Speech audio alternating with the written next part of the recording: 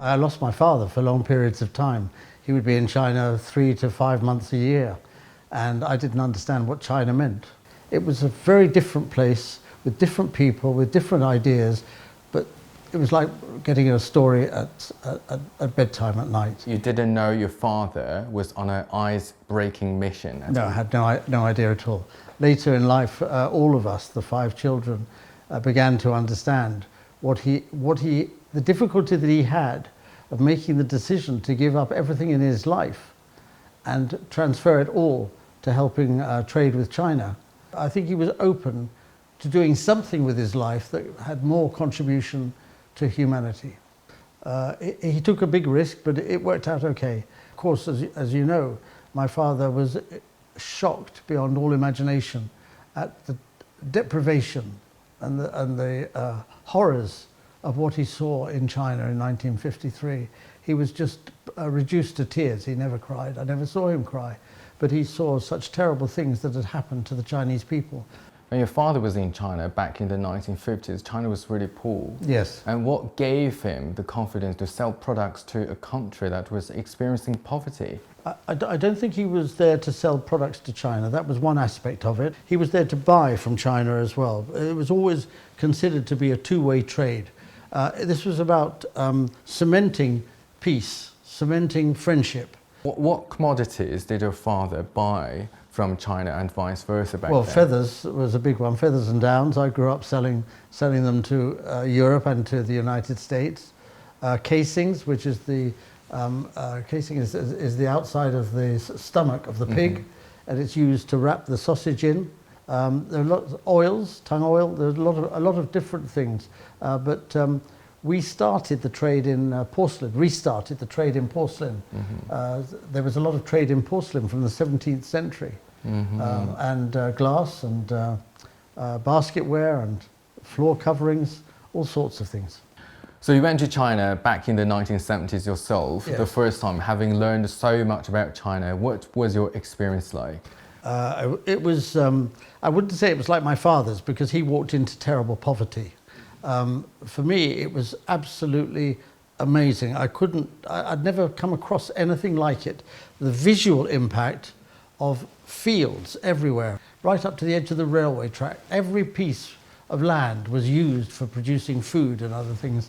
I think the thing that I was left with was the people of China. That what was translating China towards being a country of modernity was the people. They were determined to work all hours of the day. Whatever they did, they were doing it with great commitment. And the people of China was what I came away with as my strongest feeling. China is able to pull a group of people together to work out how to build trade from China to Europe through the land routes. That was being done for 40 years before they even got to the point of announcing it under Xi Jinping. So China has this long-term approach to planning.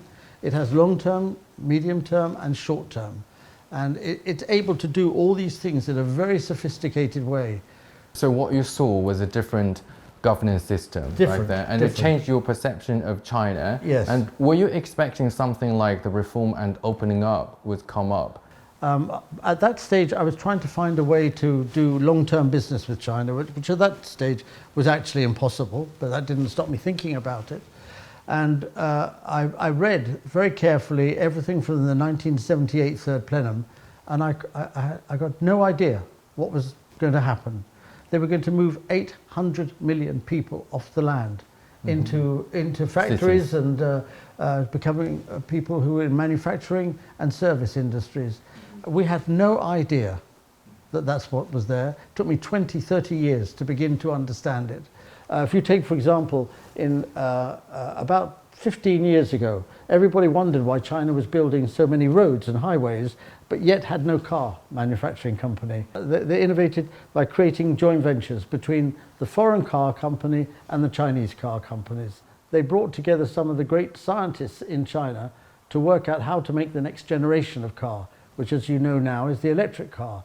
Nobody else was thinking of that. China worked out how to make the electric car and operated inside China And China started exporting their cars because it's very important to the new energies. But now the EU has slammed additional tariffs on the Chinese-made electric vehicles. Yeah.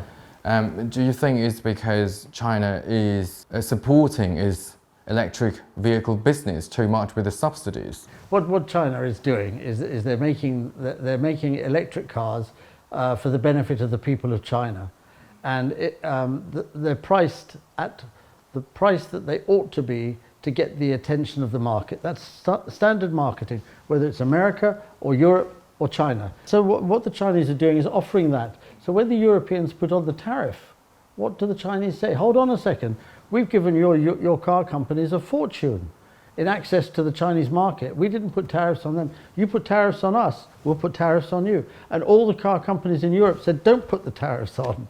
But these rather silly people in the EU bureaucracy, following American advice, want to try and make life difficult for China. And it's involved in a battle with China, which I don't think it will win. So you think that the US has a huge influence on EU's China policy? The Americans have put the tariffs on, but they're not going to have any much imports of electric cars. They're going to carry on with the petrol cars because that's what they've been developing the market for years. So there's a lack of reality at the moment about Europe's attitude.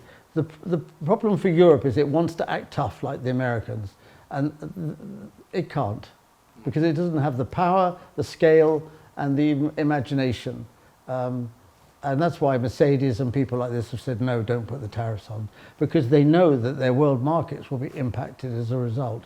The ice-breaking trip your father made 70 years ago, let's look back at history, broke the trade embargo that some Western countries imposed in China, and now China's trade tensions, relations with some countries, including the US and the EU, you were talking about, have soured again. So do you think it will get better or worse, and what is different now?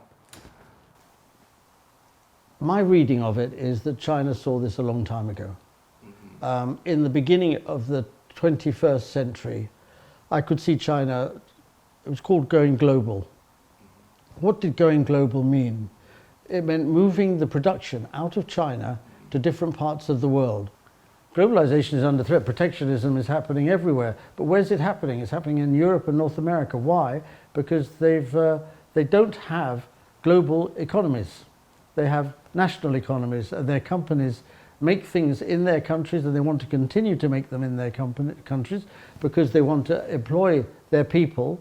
Now, how about the UK government? Do you think the Labour government could be different when it comes to its China policy compared with the previous government? The Conservatives developed a new trade policy to become important in Asia. Well, I've been saying for a long time, China's focused on Asia. But if you look at it, if we want to be significant in Asia, we're going to have a proper relationship with China. There's a lot of opportunity for the British government, for the Labour government, to reposition itself with the Chinese. It'll have to be very careful about how it handles the United States. There are more and more people becoming experienced in the UK about China, but we have to find the roads to recover that relationship. But it can be done.